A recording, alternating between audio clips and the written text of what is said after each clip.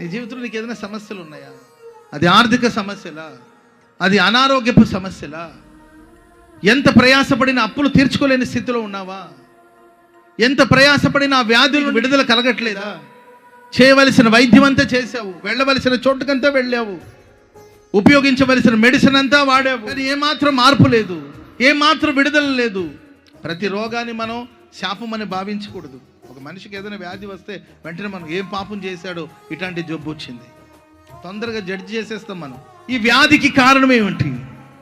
ఇది నన్ను పాడు చేయడానికి కోసం వచ్చిందా, లేకపోతే ఈ సమస్యలో నేను నశించాలని దేవుడు ఈ సమస్యను అనుమతి ఇచ్చాడా, లేకపోతే ఈ వ్యాధి వలన, ఈ బాధ వలన, ఈ సమస్య వలన దేవుని నామం మహిమపరచబడుతుందని ఆగి ఆలోచించి అది దేవుని మహిమ కొరకే అని మనం గ్రహించినప్పుడు దేవునికి కృతజ్ఞతాస్తుతులు చెల్లించాలండి.